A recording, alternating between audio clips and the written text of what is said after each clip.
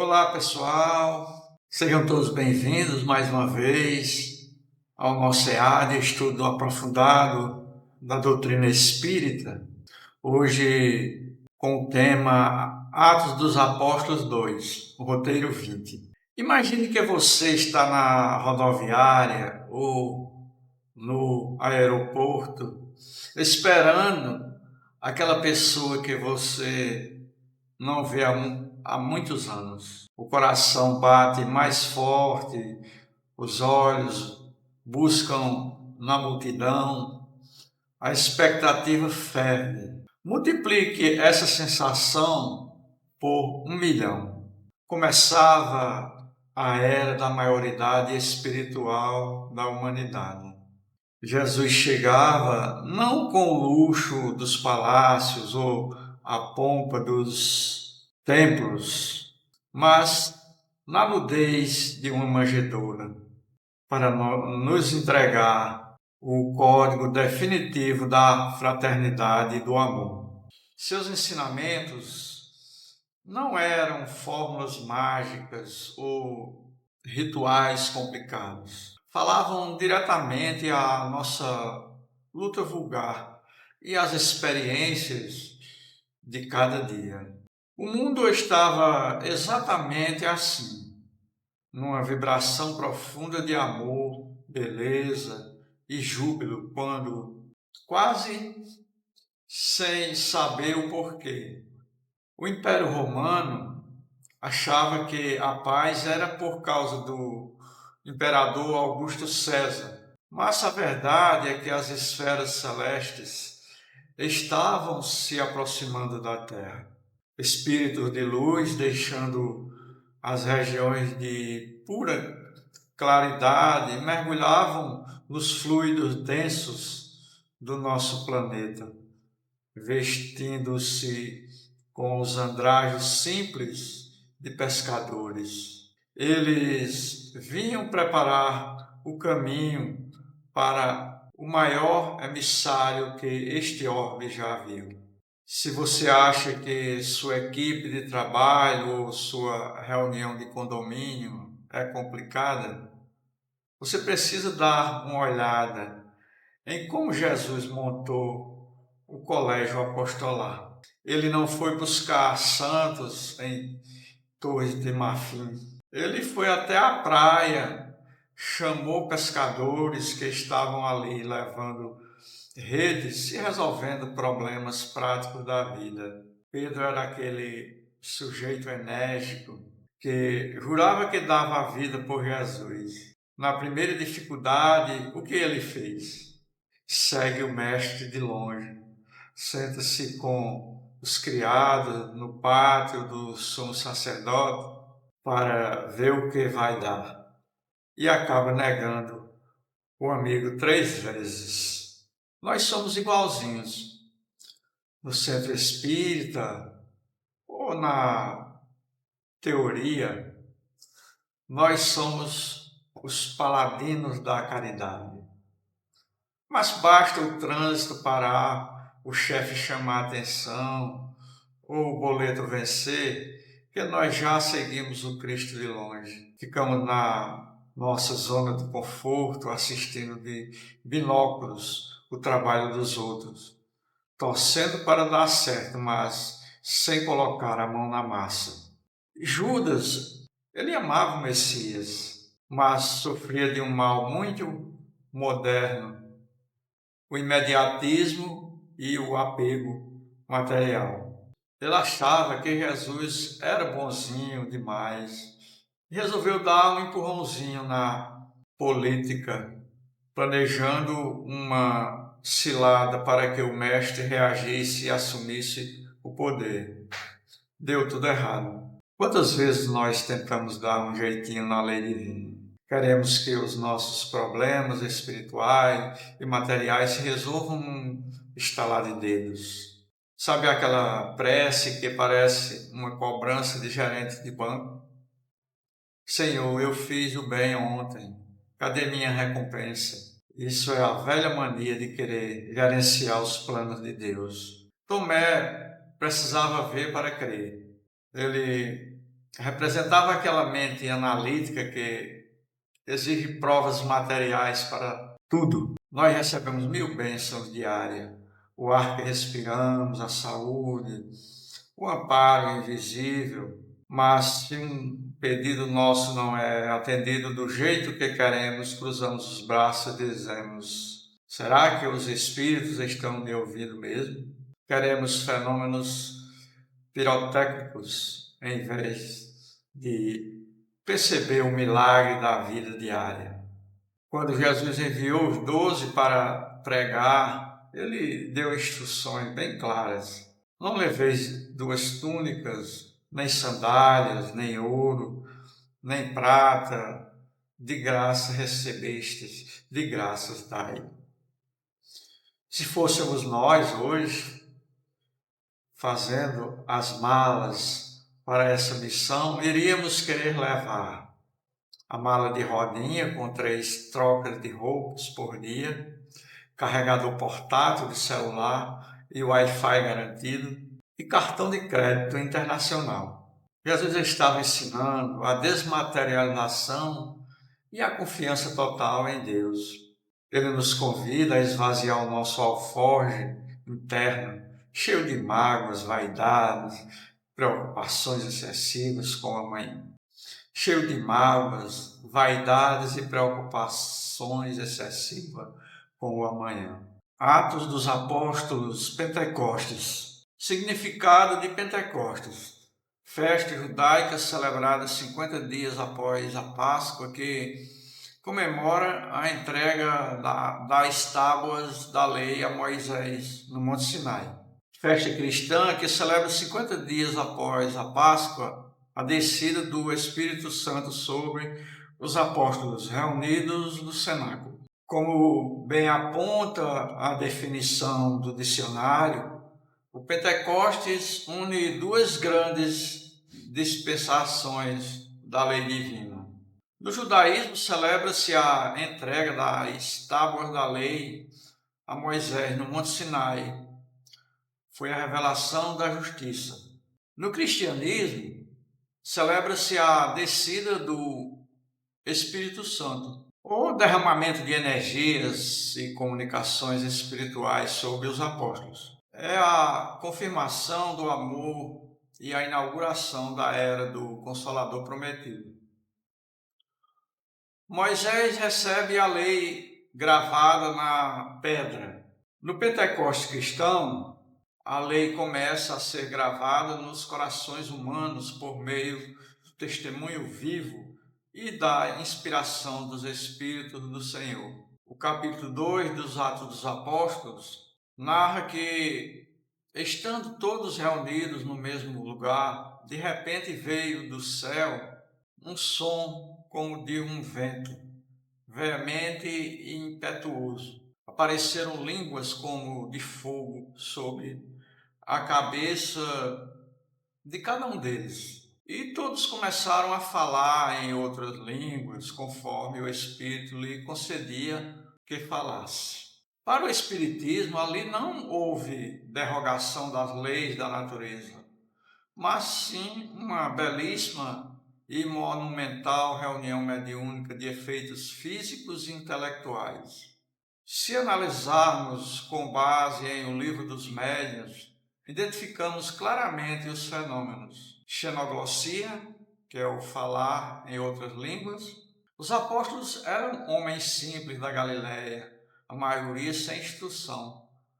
No entanto, estrangeiros das mais diversas regiões que estavam em Jerusalém os ouviam falar, cada um em sua própria língua nativa.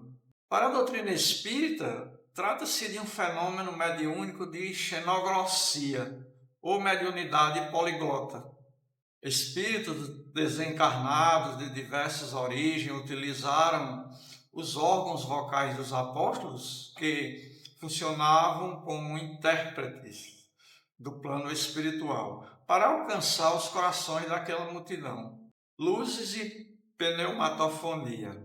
As línguas de fogo e o som do vento impetuoso são fenômenos clássicos de efeitos físicos. O som assemelha-se aos ruídos e tipologias gerados pela movimentação de fluidos no ambiente.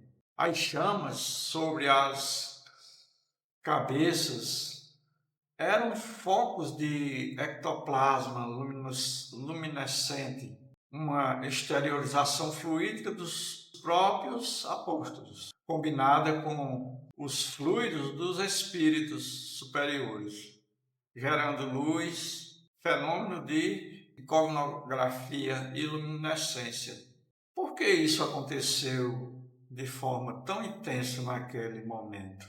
Jesus já havia retornado ao plano espiritual e os discípulos encontravam-se frágeis, com medo das perseguições, quase recolhido ao anonimato do cenáculo. Pentecostes foi o batismo de luz necessário para lhes dar coragem. Emmanuel, no livro A Caminho da Luz, psicografia de Chico Xavier, nos lembra que o colégio apostolar recebeu ali um influxo direto da comunidade de espíritos puros que assistem o nosso planeta sob a chancela do Cristo. Foi o cumprimento da promessa de Jesus: não vos deixareis órfãos. A partir daquele dia, os apóstolos compreenderam que a morte não existia e que o Mestre continuava vivo e operante na retaguarda, e que eles eram as pontes entre o céu e a terra. Munidos dessa certeza mediúnica, saíram do cenáculo para transformar o mundo. O Pentecostes é, em última análise, a certidão de nascimento da tarefa de intercâmbio com o invisível, a serviço do bem. Atos dos Apóstolos, Pentecostes, significado de Espírito Santo, início das lutas para divulgar o Evangelho, Boa Nova. O significado de Espírito Santo. Na teologia tradicional, o Espírito Santo é a terceira pessoa da Santíssima Trindade. Mas Allan Kardec, com aquela lógica cirúrgica e o bom senso que os espíritos superiores lhe trouxeram em O Livro dos Espíritos, desmistificou essa questão. Para a doutrina espírita, Espírito Santo não é um indivíduo único, divino, mas sim a coletividade dos espíritos puros e superiores, a falange de mensageiros do bem a serviço de Jesus, que derrama sobre a humanidade as luzes do esclarecimento e da consolação. E na nossa vivência atual, convenhamos, nós adoramos terceirizar nossa iluminação. A gente lê sobre a descida do Espírito Santo e pensa: ah, que maravilha! Naquela época, os apóstolos ganhavam um upgrade espiritual instantâneo, tipo atualização do sistema operacional no celular, e saíam falando 30 línguas.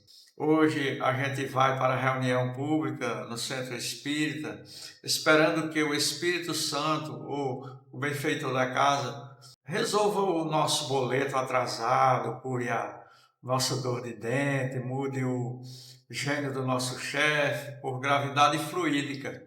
Esquecemos que os espíritos superiores nos inspiram a agir, mas não fazem a nossa parte. Eles trazem a boa nova, mas quem tem que ser bom, de novo, somos nós. Após Pentecostes, aquele festival de mediunidade, de efeitos físicos e intelectuais, os apóstolos saíram do cenáculo com as baterias 100% carregadas para divulgar o Evangelho. E o que eles encontraram? Luta, muita luta.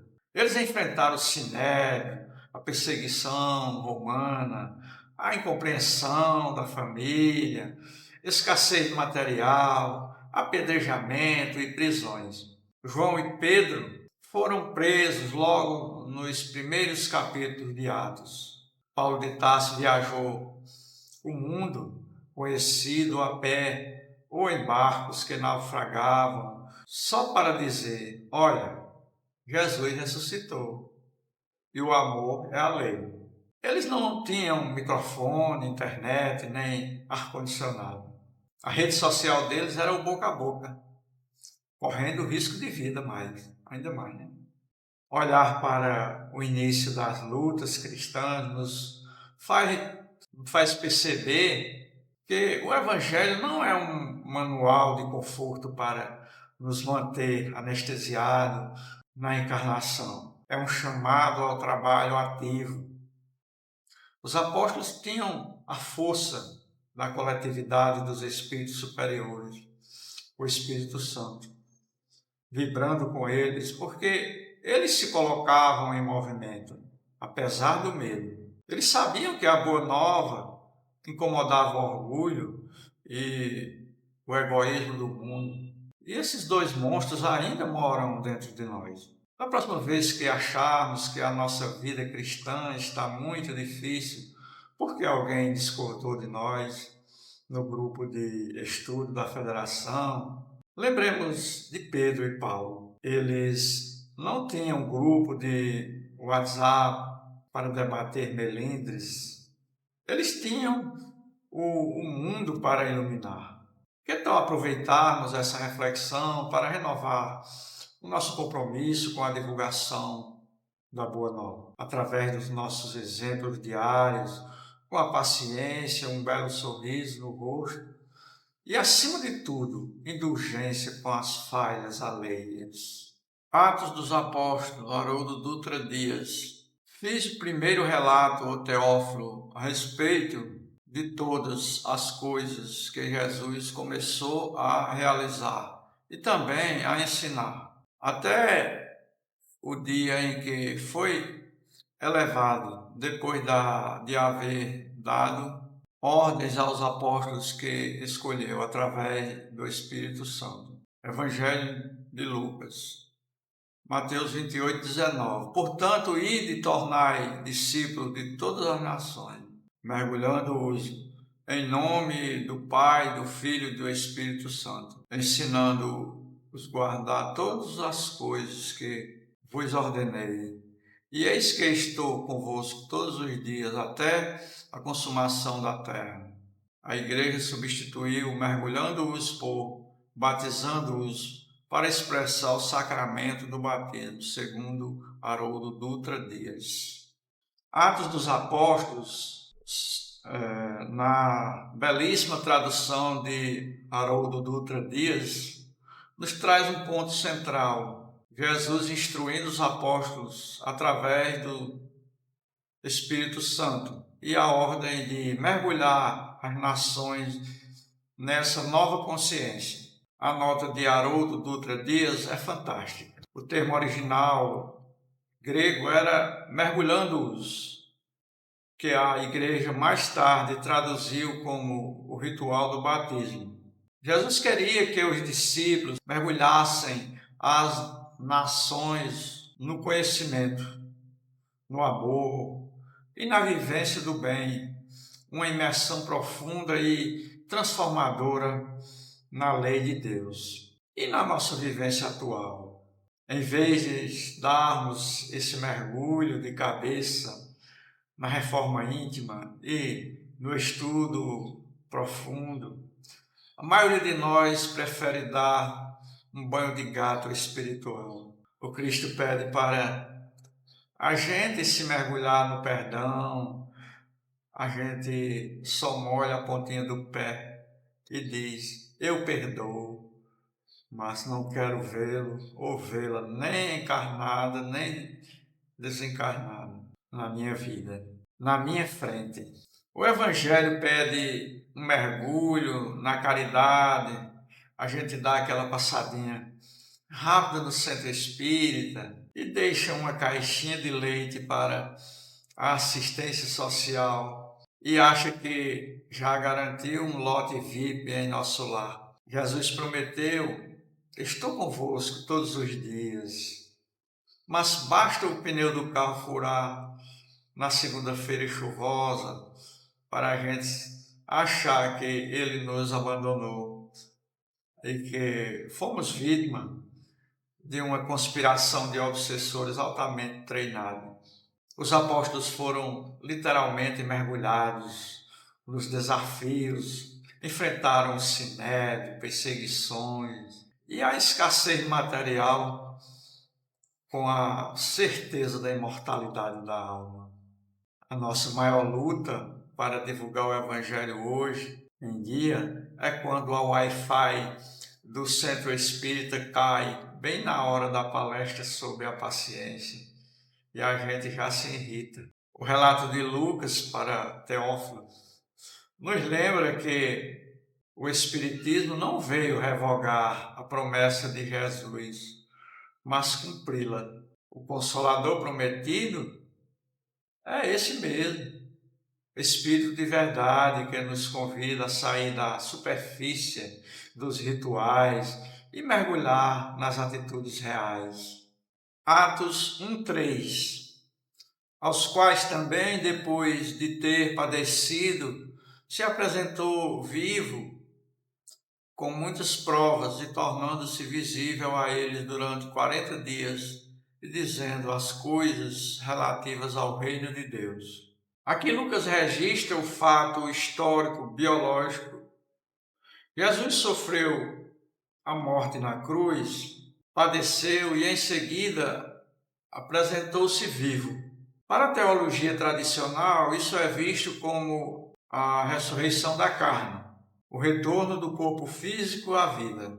No entanto, Allan Kardec, na obra Gênesis, especificamente no capítulo 15, sobre os milagres do Evangelho, nos traz uma explicação científica e fluídica magistral. Jesus não ressuscitou em seu corpo de carne, que já havia cumprido seu ciclo biológico. Ele reapareceu em seu corpo espiritual, o perispírito. Como o perispírito de Jesus era de uma pureza e de uma plasticidade fluídica incomparáveis, dado o seu nível de evolução como governador espiritual da Terra, ele pôde condensar esses fluidos a ponto de se fazer visível e tangível aos seus discípulos. É o fenômeno que a ciência espírita chama de materialização ou aparição egênere.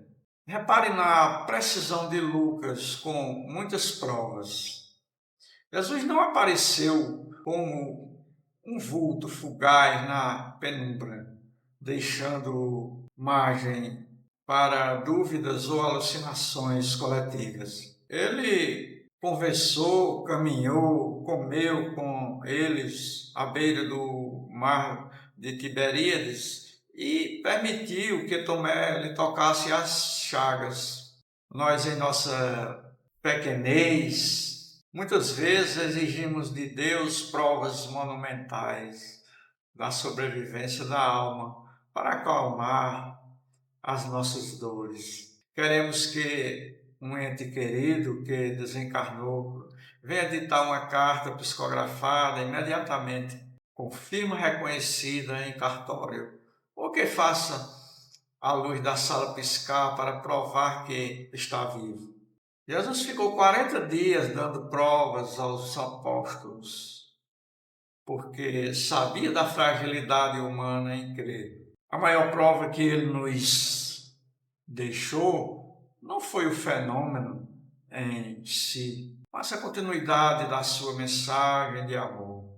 As manifestações mediúnicas, hoje explicadas por Allan Kardec em O Livro dos Médiuns, são a continuidade dessas muitas provas de que a morte é apenas uma ilusão.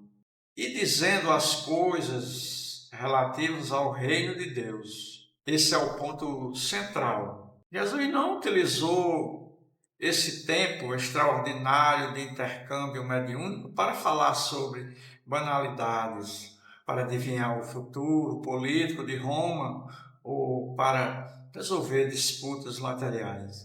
Ele focou estritamente nas coisas relativas ao reino de Deus. Emmanuel, no livro Caminho, Verdade e Vida, psicografia de Chico Xavier, lembra-nos frequentemente de que o reino de Deus não é um lugar geográfico, mas um estado de consciência. Jesus aproveitou esses 40 dias para consolidar na mente e no coração daqueles homens simples a estrutura moral que sustentaria a igreja primitiva e os prepararia para o trabalho de difusão do Evangelho por todo o mundo.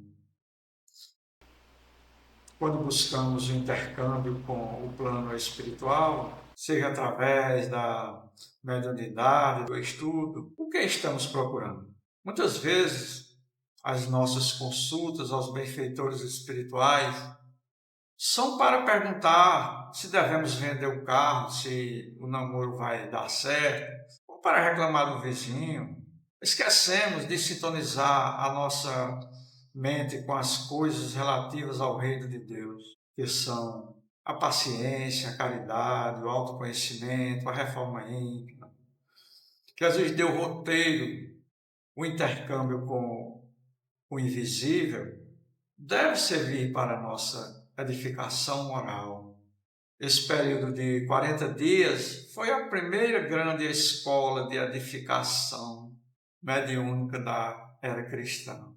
Jesus demonstrou que a sepultura não retém o amor e que o túmulo vazio era o berço da esperança humana. O Espiritismo, como o Consolador prometido, apenas retira o véu do mistério dessas aparições, mostrando que elas submetem-se às leis naturais e divinas. Como você percebe a importância dessa certeza da imortalidade na sua vida prática, nos desafios do seu dia a dia. Atos 1:4. Reunindo-se com eles, ordenou-lhes não se afastarem de Jerusalém, mas aguardarem a promessa do Pai, que, disse ele, ouvistes de mim, porque João mergulhou na água, mas vós sereis mergulhados no Espírito Santo.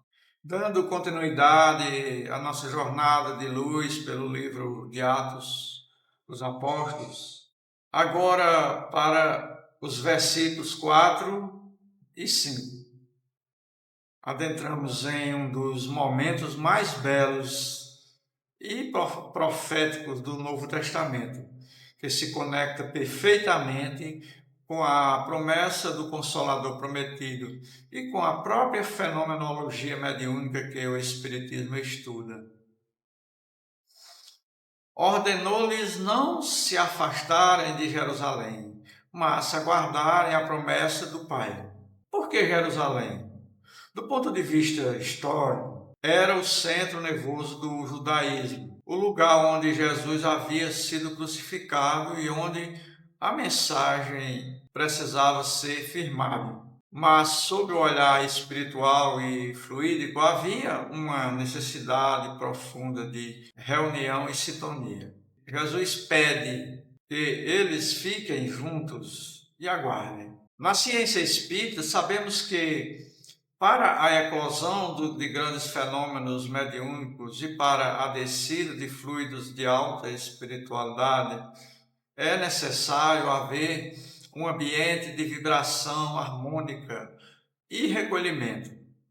Se os apóstolos se dispersassem, imediatamente cada um voltando para suas províncias e para as preocupações materiais do cotidiano, a sintonia mental e o campo magnético necessário para o que estava por vir seriam desfeitos. Muitas vezes, em nossa busca por respostas ou por alívio espiritual, nós não sabemos aguardar. Queremos que a espiritualidade resolva nossos dilemas no nosso tempo e do nosso jeito. Jesus nos ensina a virtude da paciência e do recolhimento íntimo.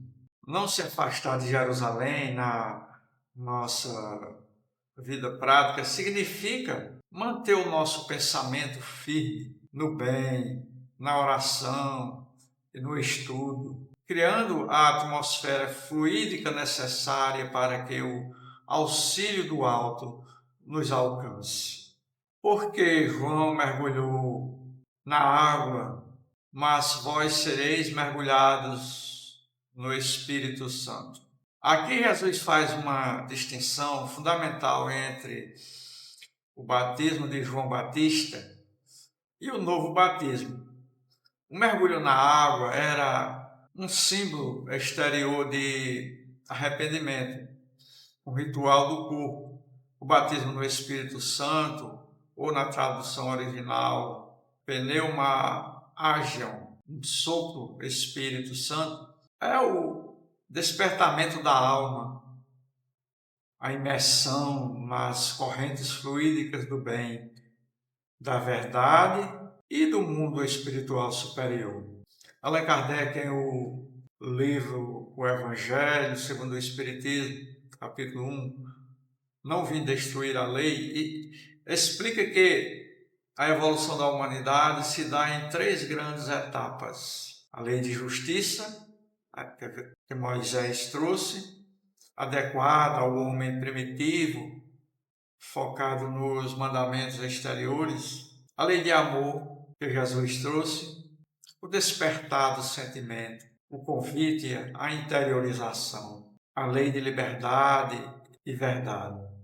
O Espiritismo Consolador, o cumprimento da promessa do Pai, que traz o conhecimento das leis espirituais e a fé raciocinada. Ser mergulhado no Espírito Santo significa abrir os canais da alma para a influência direta dos bons espíritos. Não se trata de um privilégio dogmático, mas de uma lei natural de sintonia.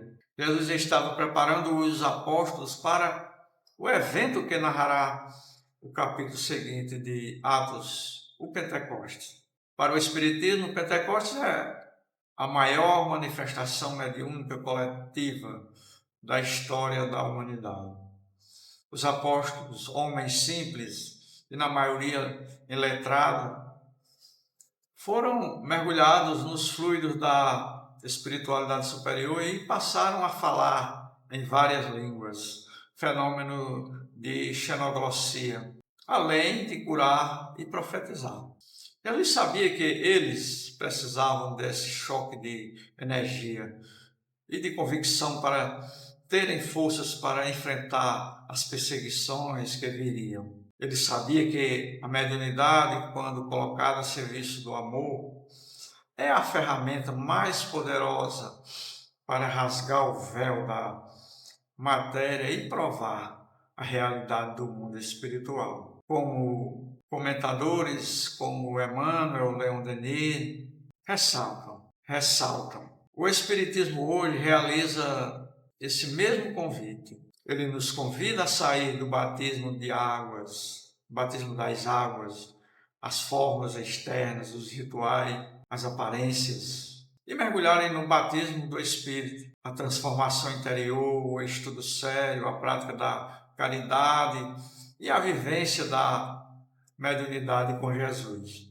Como você enxerga esse convite de Jesus para sermos mergulhados na espiritualidade superior? Você já sentiu essa necessidade de fazer uma pausa, aguardar em Jerusalém, através da prece, para renovar as suas energias diante dos desafios da vida? 1,6. Assim, os que estavam reunidos o interrogaram, dizendo: Senhor, é este tempo que estás restaurando o reino a Israel? 1,7. Disse para eles: Não cabe a vós conhecer tempos ou épocas que o Pai estabeleceu com sua própria autoridade. 1,8.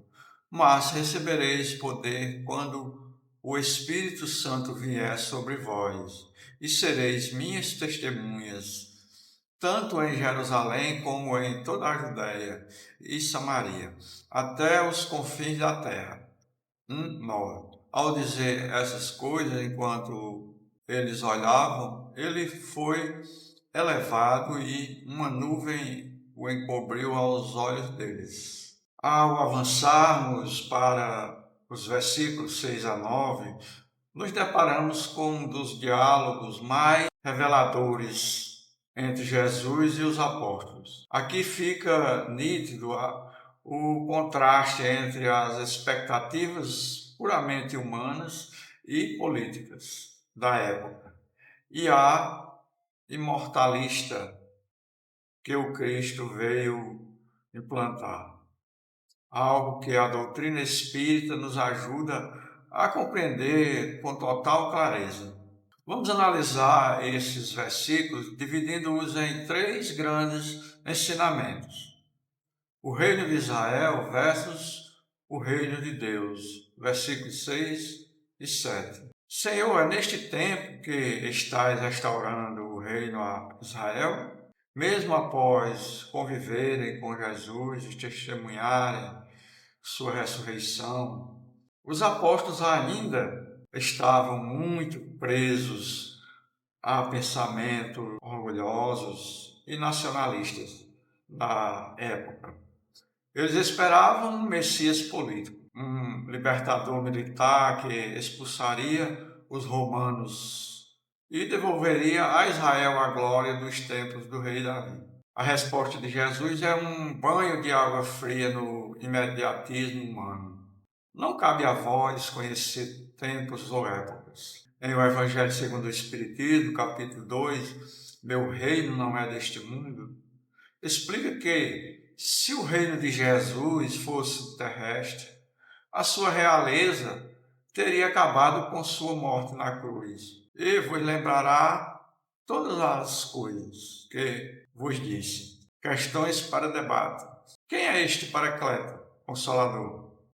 O Paracleto é Jesus? Por quê?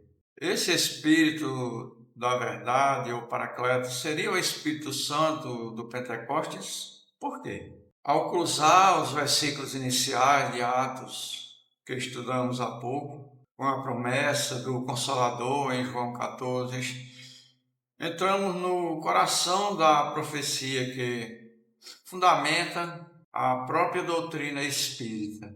A chave aqui é perceber que Atos 1, 6 e 9 é o ponto de transição física, enquanto João 14 é a certidão de nascimento espiritual da nova era. Vamos tecer esse paralelo sob a luz da codificação kardeciana e de seus comentadores, analisando como esses textos se completam perfeitamente. Em Atos, os discípulos ainda perguntavam sobre a restauração do reino político de Israel. Jesus corta a ilusão deles, dizendo que não cabia a eles saber o tempo. Por que essa resposta firme? Porque, como ele já havia antecipado em João 14,15, o verdadeiro reino exige outra postura. Se me amardes, observareis os meus mandamentos. O amor e a vivência da lei de Deus eram os pré-requisitos, não a libertação do jugo romano. Como a humanidade daquela época ainda era muito imatura e não conseguia observar todas as verdades de uma vez, o orgulho e o egoísmo obliteravam a visão. Jesus promete o Paracleto, o Consolador, pois sabia que o tempo e a evolução intelectual seriam necessários para que a mensagem fosse compreendida em espírito e verdade. Há uma belíssima engrenagem mediúnica conectando os dois textos. Em Atos 1,8, Jesus diz: recebereis poder quando o Espírito Santo vier sobre vós. Em João 14, 26, ele esclarece: mas o Paracleto, o Espírito Santo, que o Pai enviará em meu nome, o Espírito Santo que o Pai enviará em meu nome, esse vos ensinará todas as coisas. Para a doutrina espírita, conforme Allan Kardec detalha em O Evangelho segundo o Espiritismo, capítulo 6, o Espírito Santo não é uma pessoa da divindade, mas sim a coletividade dos espíritos puros e superiores que atuam em nome de Deus. Em João, Jesus personifica essa falange na figura do Espírito de verdade, do Espírito da verdade, o mentor espiritual da codificação kardeciana. Perceba a precisão da promessa. O mundo materialista não podia receber porque não o via, rejeição ao elemento espiritual. Mas os apóstolos e os trabalhadores de Jesus o conheciam pela intuição e pela sintonia vibratória. Permanece junto de vós. A promessa de não deixar órfãos e a missão de relembrar Atos 1:9 versos João 14, 18 e 26. Em Atos 1:9, Jesus se desmaterializa, subindo aos céus e deixando os apóstolos olhando para o alto, visualmente desamparados. Se parássemos a história ali, pareceria um abandono. Mas João 14, 18 funciona como o consolo antecipado para aquele momento. Não vos deixarei órfãos, venho para vós. Como ele voltaria? Através do Consolador prometido. Os ensinará todas as coisas. O Espiritismo traz o conhecimento que o Cristo não pode revelar na época, porque a ciência e a filosofia humanas ainda estavam na infância. Reencarnação, a lei de causa e efeito e a pluralidade dos mundos, a comunicabilidade dos mortos. Vos lembrará todas as coisas que eu vos disse. O Espiritismo resgata o Evangelho puro, despido de dogmas, rituais, medos, ameaças de penas eternas, criadas pelos homens ao longo dos séculos, devolvendo a mensagem do Cristo, a sua simplicidade libertadora. O benfeitor Emmanuel, na obra Caminho da Luz, ressalta que o Espiritismo é o cristianismo redivivo, enquanto em Atos os discípulos recebem a ordem de espalhar a mensagem pelo mundo, enfrentando a incompreensão. O Consolador prometido em João chega na época da maturidade da razão, no século XIX, para que a fé não seja cega, mas raciocinada. Em suma, o Jesus que partiu na nuvem em Atos é o mesmo Jesus que permanece conosco para sempre através das vozes do céu que o Espiritismo codificou.